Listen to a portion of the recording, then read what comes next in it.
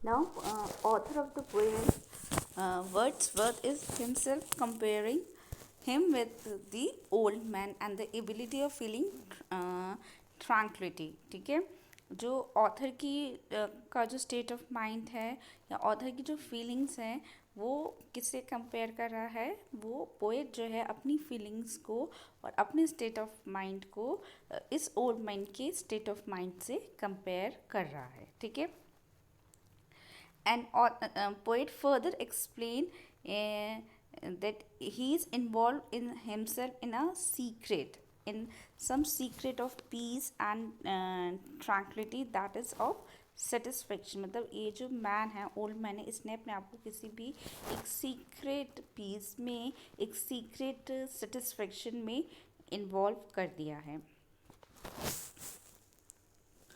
और जैसा कि मैंने आपको बताया, by the title of the poem given the idea that total tranquility is more likely to be in animals than in the humans. तो जितना, जैसे मैंने आपको बताया कि जैसे ये जो जैसे हमें टाइटल से बिल्कुल क्लियर हो रहा है कि एनिमल ट्रैंक्विलिटी एंड डीके, मतलब जो ये है इसमें ये स्टेट ऑफ माइंड है, peaceful state of mind is more common in animal as compare to the human.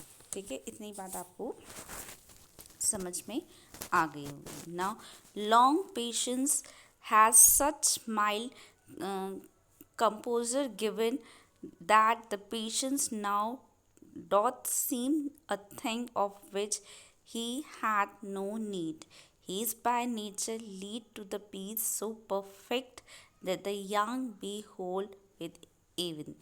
So मतलब वो बता रहा है कि इतना जो है उसका बहुत देर से जो है लॉन्ग पेशेंस, मतलब बहुत देर से सब्र, और उसमें वो इस एक ही पोस्चर में जो है वो बैठा हुआ है।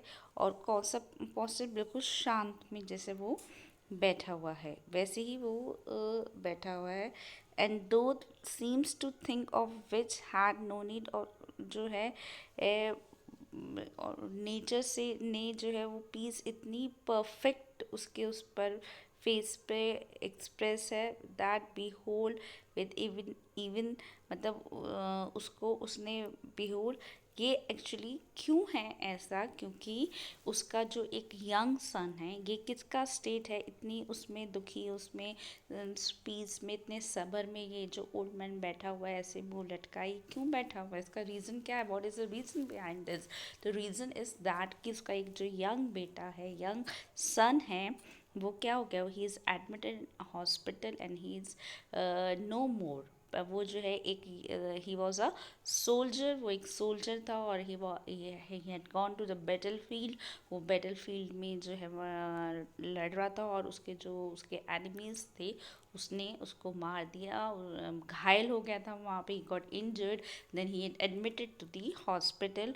और फिर वहाँ पे जो है वहाँ पे उसको डेड डिक्लेयर कर दिया है। और ये न्यूज़ जब उस ओल्ड मैन को मिली तो उसके फेस पे ऐसा एक्सप्रेशन आ गया है। ठीक है, what the old man hardly feels, मतलब ये अब उसकी स्टेट ऑफ माइंड है, उसके जब उसको ये न्यूज़ मिली कि उसका जवान बेटा अब नहीं रहा, तो जो उसकी स्टेट ऑफ माइंड है वो इस पैराग्राफ्स में पोएट ने डिपिक्ट किए हैं। ठीक है, बताया गया है इसमें। तो I asked him weather he was wounded and what, तो उसने पूछा कि क्या उसको वो वुंड लगी थी, मतलब कोई उसको घाव ऐसा था या क्या हुआ था। The object of his journey he replied, उसने कहा कि बस उसने जो है उसकी जर्नी बस यहाँ तक ही थी। That he was going many miles to take, और उसको अभी तो बहुत आगे तक जाना था। At last leave of his son, और उसको जो है एक मतलब last leave of his son, एक आखिरी छुट्टी उसके बेटे को अब मिल गई है।